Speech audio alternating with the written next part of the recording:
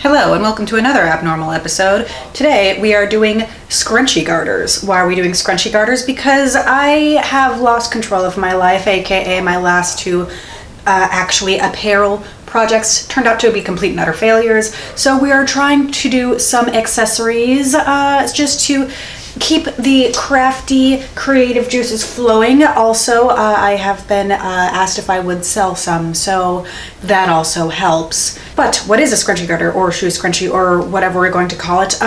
We're going to start out as if you do not know what a spicy dancer is or have never been in a spicy dancer club, and at least not in this particular area where they were popular. It used to be, at least in certain clubs in certain areas, that to stop your shoes from falling off if you wore the very high shoes in the spicy dancer clubs, that you would take something with elasticity and wrap them around your shoes, around your heels, like to secure them to your ankle, because those little straps sometimes they just flew off all willy-nilly. So at one point my elastics for my shoes went missing, and I was just like, you know what, scrunchies are making a comeback. I'm going to make some shoe scrunchies. And then somebody saw that I had the giant shoe scrunchies and was just like, is that a garter scrunchie? That would be so cute as a garter. And I let them borrow it. They wore it as garters for a little bit. And that created a little micro trend at my pole studio for scrunchie garters. Now, does this little micro trend exist anywhere outside of my pole studio? Probably not, but I'm going to introduce it to you today. So just here are some visuals, here is a little how-to, and probably going through what I'm gonna be selling these for. Okay, well, here's just some stuff. I have a bag with material. Here's some material that I already cut. An Omni Grid, that is the 4x14 rotary cutter cutting mat.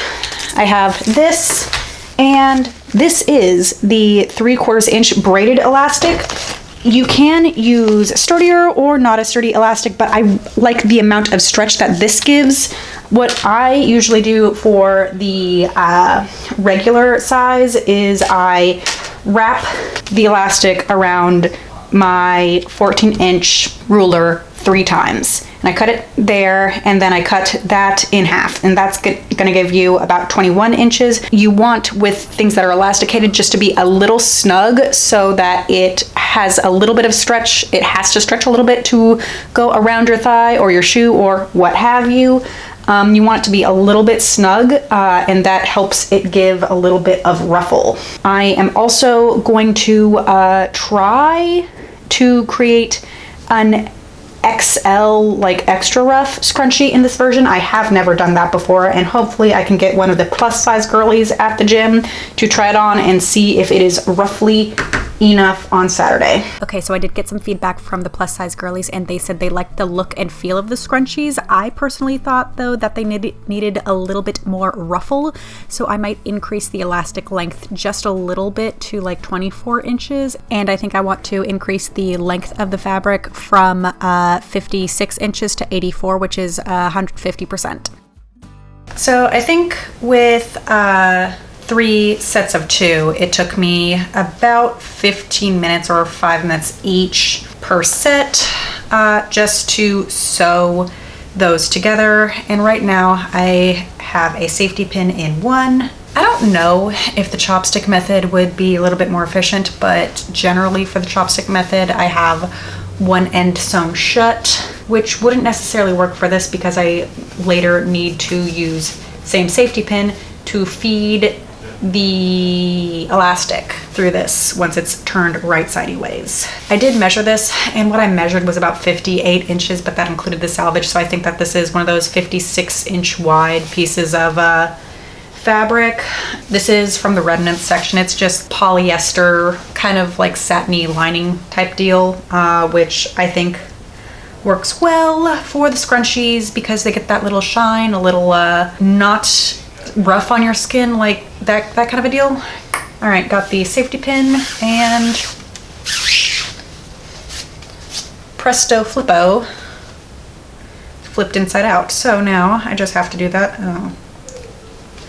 about 6 more times. Probably gonna go put on some Netflix and change all these out. Yeah, I'm probably going to flip all 6 of these inside outy ways and then check back with you once I need to put the elastics in and see about how long that takes. What I like to do for threading the elastic is to park one end of the elastic between my legs so it's stuck there while scooching the rest of the elastic through the tube. I did have a safety pin on it to help guide, but since the satin liked to fray, the safety pin did get stuck in the frayed bit sometimes, and there was at least one instance of it popping open on the inside of the fabric tube, which was very annoying to get out. Once the elastic was threaded through, I just pinned the ends of the elastic together until I was ready to sew. I slightly overlapped the elastic ends and zigzag stitched down, up, down to lock it in place. You will hear the advice not to overlap the elastic as this creates unnecessary bulk, but that is kind of the definition of a scrunchie, so it's fine in this instance. After the elastic was tacked down, I just whip stitched the ends of the fabric together and arranged the scrunch. I did make some branding. I made these labels with like the price and the Venmo that I tied the scrunchies into pairs with. And the labels have like these cute little doodles that show that you can use it as a ponytail, shoe wrap, and as garters. So I thought that was a cute little touch. And I paired the scrunchies together with the label around it and just taped those together. So I just went to the gym and I am just stocking some scrunchies, trying to make them arranged all pretty so you can see all the different colors and that like you can actually see that new inventory was added to the apparel rack. There was a private lesson going on in the background though, so I didn't get any audio actually at the gym, but this is the apparel display with my scrunchies and all of like Melissa's shorts, socks, and leotards. I will say though that she's got a lot of vibrant colors going on and I went a little bit simpler and maybe I'll have to switch that up a little bit in the future.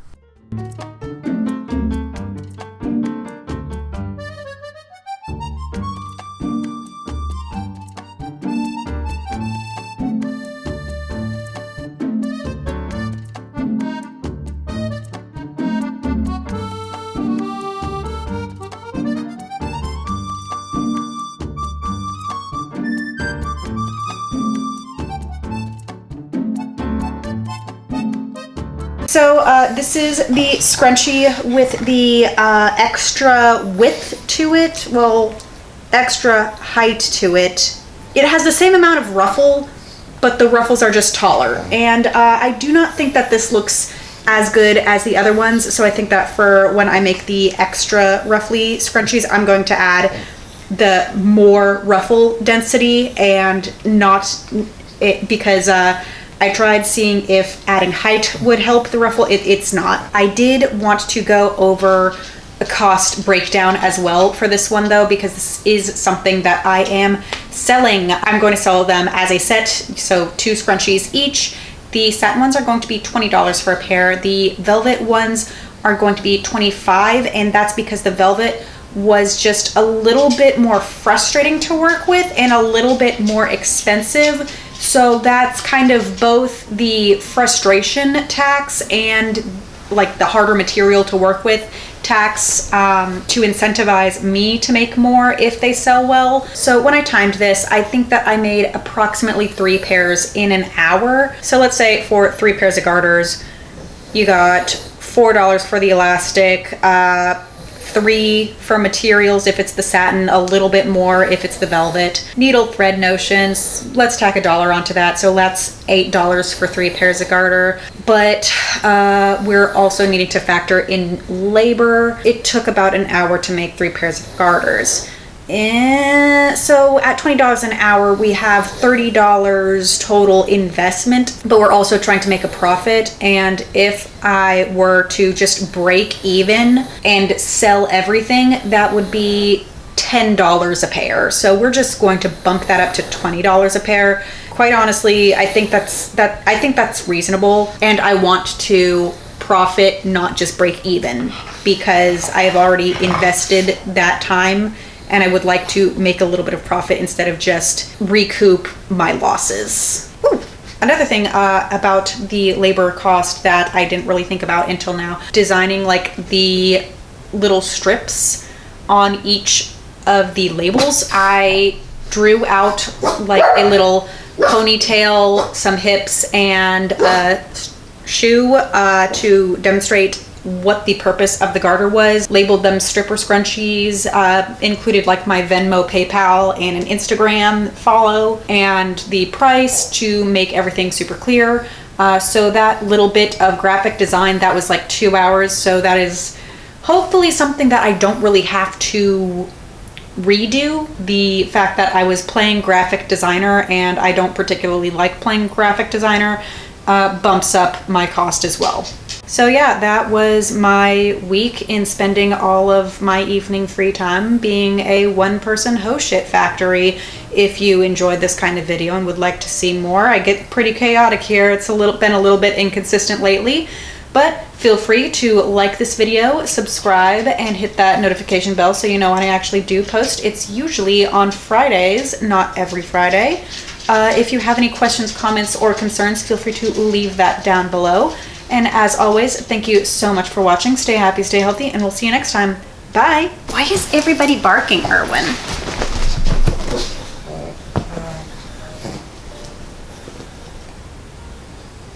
Penny, you're not even in frame. There you go.